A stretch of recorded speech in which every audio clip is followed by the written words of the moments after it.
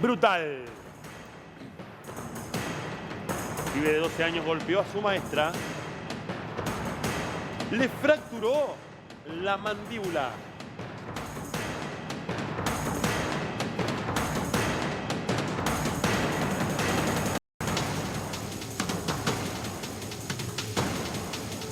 Nunca pensé que esto me iba a pasar, dijo Jorge Jen, que esta mujer, esta maestra, que se vio agredida y la violencia dentro de los colegios que se vuelve a repetir.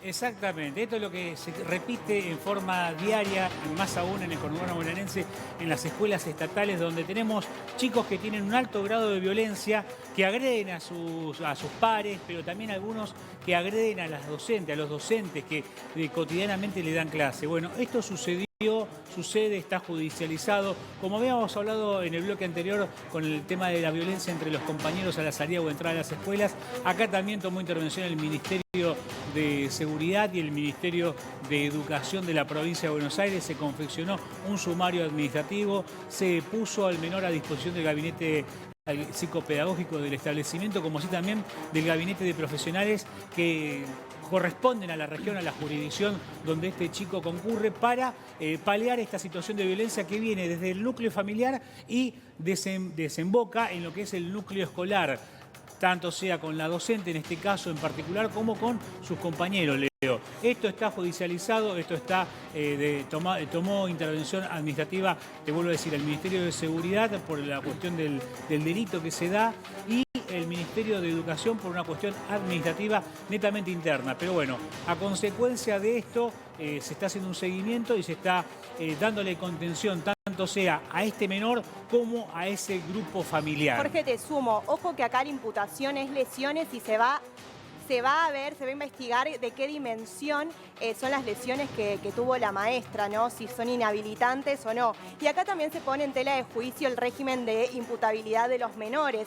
Si la pena está bien que los menores de 16 años no sean imputables por delitos hasta incluso graves, o si habría que bajar la pena de imputabilidad, ¿no? Bueno, acá se pone en tela de juicio este tema porque, lógicamente, investigando las condiciones sociales que hoy en día están sucediendo en los colegios, podría llegar a ser una condición necesaria que se baje el régimen de imputación. Bueno, muy bien, la maestra dijo, nunca pensé que esto me podría llegar a pasar. El alumno que él amenazó, te voy a pegar, y así terminaron las cosas. ¿Y qué pasa con los chicos en el colegio? ¿Por qué tanta violencia? ¿De dónde nace?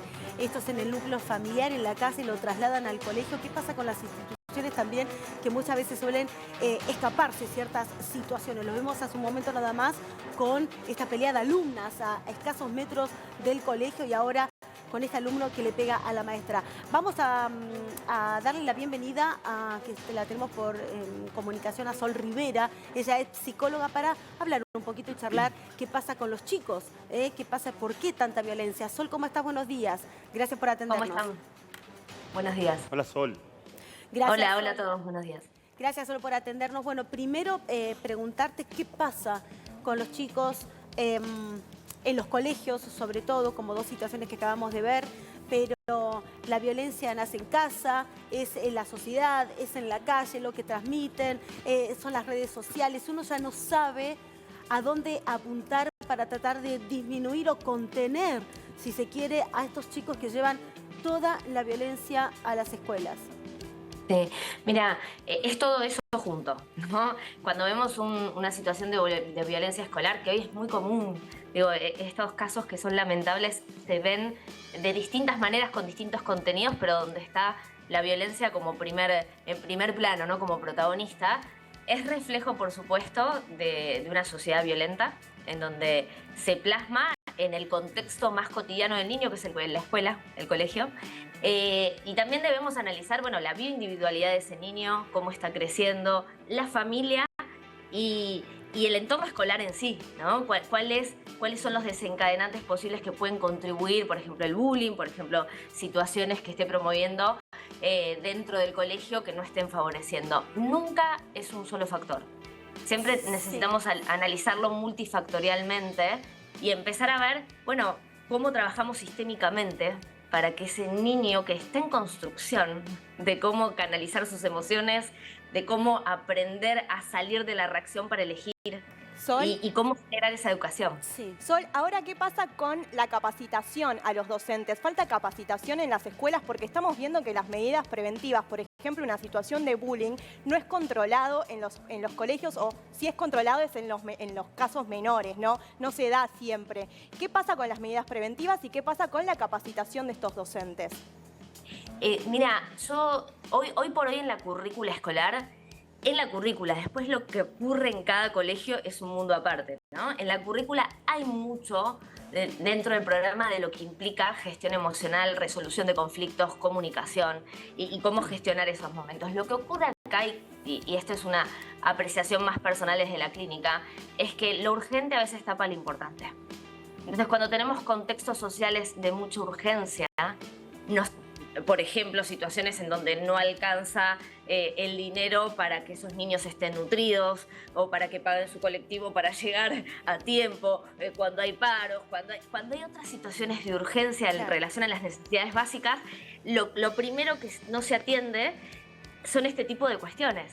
Además de que aumentan la hiperreactividad en todos los contextos, ¿no? Sí. Entonces, yo creo que hay mucho para trabajar ahí sobre la urgencia para ocuparnos de cómo generamos red, porque nunca una sola pata soluciona un contexto violento. Dijiste algo muy puntual y te dejo, Fabio. Hay que trabajar siempre, ¿no? Sobre lo importante y lo urgente. A mí me parece que los chicos en los colegios, ya sea con los maestros y más, trabajar en conjunto, ¿no? Porque esto que estamos tocando en el núcleo familiar, que muchas veces uno no lo tiene en cuenta, que lo trasladan al colegio, yo siempre digo que el primer refugio es la casa. Y los primeros que te van a contener son tus padres, tu familia. Y el segundo lugar de refugio para los chicos es la escuela. Y quienes te van a contener son los maestros. Pero si pasa esta situación de un alumno le pega al maestro, estamos en graves problemas. Entonces, me parece que este problema es urgente. No es importante, es urgentísimo tratarlo, Fabio. Sí, mirá qué importante que es, Vero, lo que vos marcás, que a propósito yo lo que le quiero preguntar a Sol es, no sé cómo será el contexto de este chico de 12 años que le fracturó la mandíbula a una docente, pero imaginemos que tiene padres. Estos padres, ¿le dicen algo a este chico? Porque yo recuerdo, y a muchos de nosotros nos habrá pasado, en otro tiempo la maestra capaz que te mandaba una notita en el cuaderno y en casa era un lío tremendo. ¿Cómo le hiciste esto a la maestra? Y hoy, capaz, no sé, capaz que me estoy aventurando, capaz que este pibe le rompió la mandíbula a la maestra y los padres, y bueno, se lo deben merecer. ¿Qué opinás con esto, Sol? Porque a veces falta esa contención de los padres también. Es un problema enorme esto que decís. He escuchado muchos casos en donde la respuesta es, bueno, si sentís agresión, devolvela, por ejemplo, ¿no? En el entorno escolar entre compañeros. Y los mensajes que a veces damos los padres cuando sentimos que nuestro hijo le está pasando en el ámbito escolar pueden ser muy peligrosos, porque es ojo por ojo termina siendo, ¿no? Entonces, el niño se sintió mal por X situación con la maestra, porque le cambiaron la maestra, por cualquier desencadenante, y muchas veces el mensaje de los padres es de conductas violentas, o los mensajes violentos ocurren entre los padres y sus otros contextos.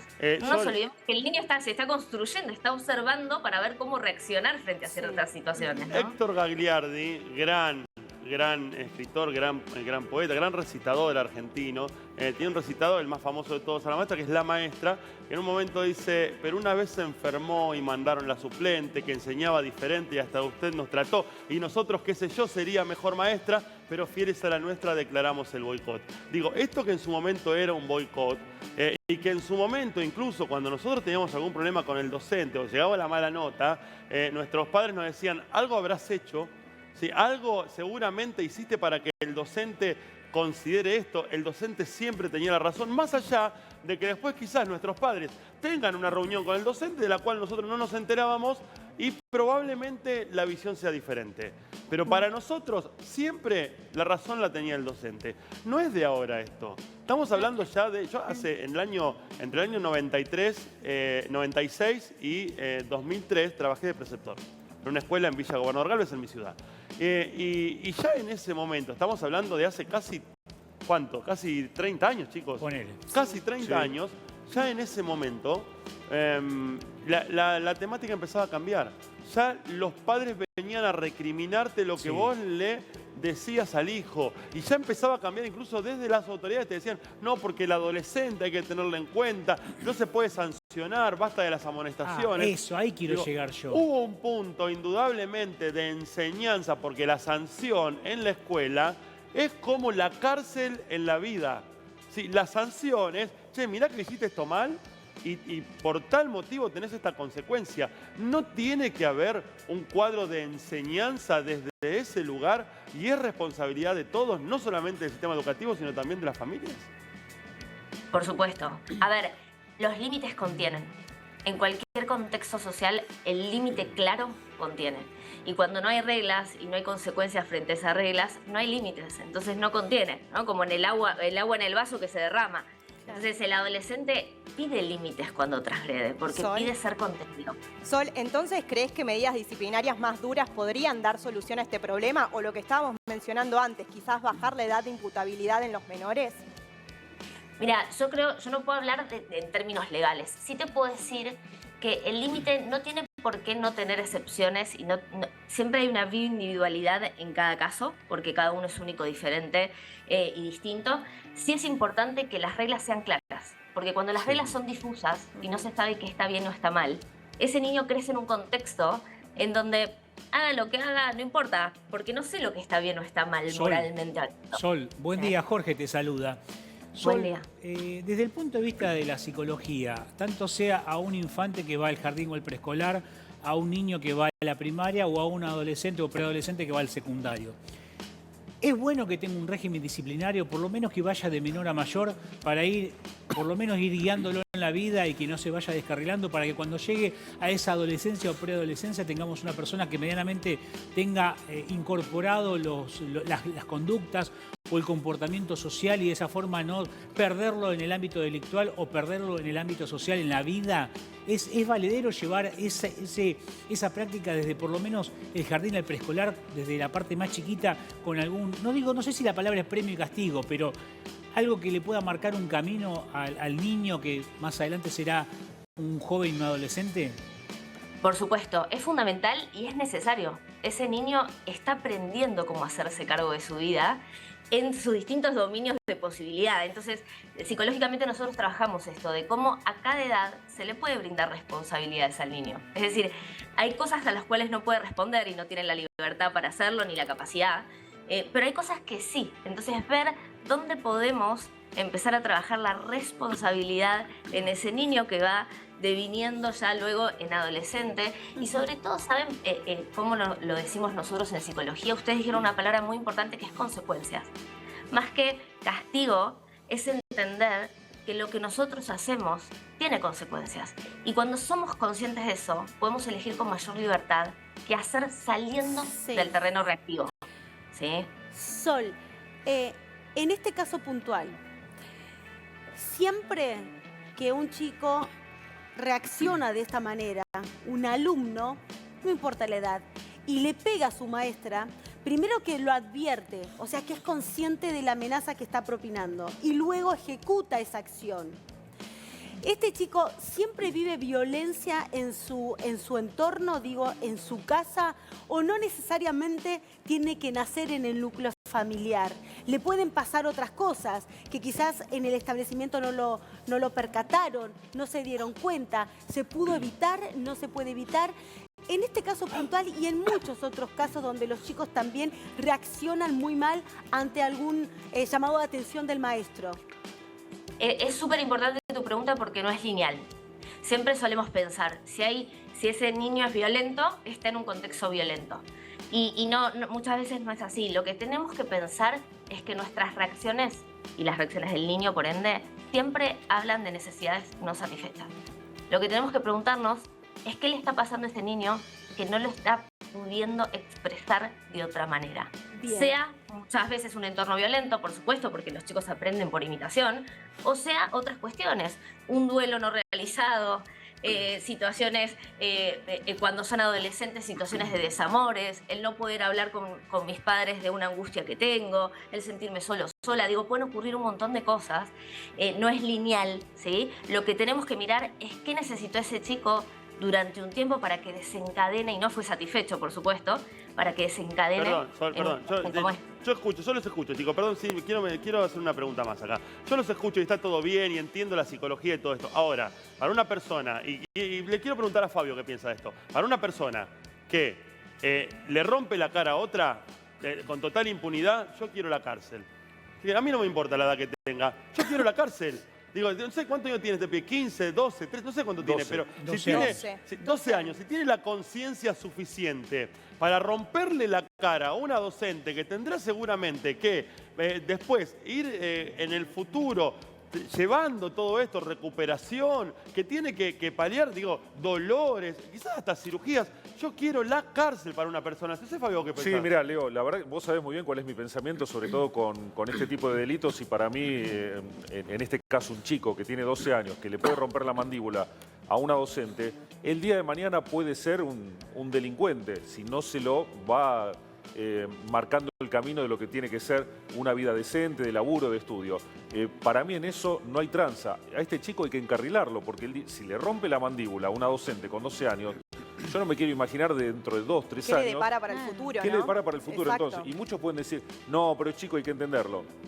Bajemos un poco con esto. ¿Saben por qué? Porque estamos cansados de ver, acá en Crónica mostramos permanentemente chico de 14 años con un arma, chico de 15 que mató a tal, chico de 16, entonces nos escudamos, chico. Está bien, es chico, pero es delincuente. Le rompió la mandíbula a una maestra. Y si la maestra cae y golpea con la nuca y la mataba, ¿qué pasaba? Era el mismo riesgo que nosotros estábamos hablando de la pelea cuando dos nenas se peleaban. Pero estás El hablando de riesgo pelea, está- Imalé. Vos estás hablando de pelea. Acá no había pelea. Acá hay estamos una hablando agresión. de un Acá- pibe que fue a pegarle a una docente Pero también que le hay rompió la mandíbula. También hay un Es riesgo una grande de que locura. se caiga y esa madre y esa docente pierda la vida. Pero es Por eso tan ataque, no es importante. pelea, es ataque, claramente. Y acá, perdónenme, yo creo que el malo tiene que pagar por las cosas Tiene malas que que pagar, hace. sí. Tiene que pagar. Un nene, 12 años, ¿cómo llegó a tener un grado de violencia en su interior tan grande, tan solo con 12 años, capaz de pegarle una trompada? Porque aparte con 12 años no tenés una fuerza suficiente como para lastimar de esta manera. ¿De dónde sacó esa fuerza para romperle la mandíbula a una docente? ¿Qué hicimos mal en la sociedad para no hacerle entender a este nene que tiene 12 años que al docente se lo respeta, Sol? Sí, por supuesto, es que coincido con ustedes en la indignación que genera. Lo que ocurre es mi pregunta, ¿no? Y habiendo trabajado con programas en cárceles específicamente, es si eso solucionaría o generaría una prevención para los futuros niños. ¿Por qué digo esto? Porque hay una gran responsabilidad ahí del adulto a cargo, sean los padres o sea otro adulto mayor a cargo. Digo, otro debate que psicológicamente aparece por la capacidad que tiene un niño, digo, de 10, de 12 años, digo, hablo de esa edad en donde no está justo en el límite de la niñez, de la pubertad y de la adolescencia, justo en esa transición.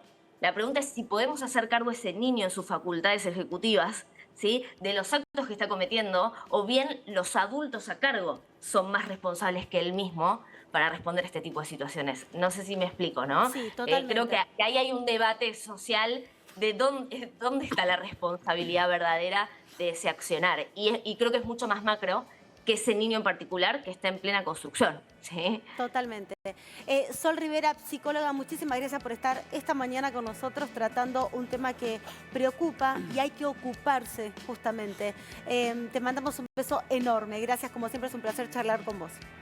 Abrazo, gracias. Qué lindo. Ahí está. Qué programón que Es estamos interesante, haciendo, perdón. siempre. Qué programón que estamos haciendo. Cuántos temas, esto de ponerle alegría a tu mañana, pero también tocar temas de interés. Me parece que este es el programa que me gusta hacer. Es que ¿sabes lo que quiero pasa, decirlo, Leo? Esto es el presente, lo que pasó con este nene, y el futuro. Exacto, Porque nos el futuro- involucra a porque- todos. Claro, porque Sí. ese nene va a crecer. Entonces, ¿cómo va a crecer? ¿Lo vamos a tener entre nosotros caminando libremente siendo un delincuente? ¿O la sociedad o los padres lo van a poder encarrilar? A mí me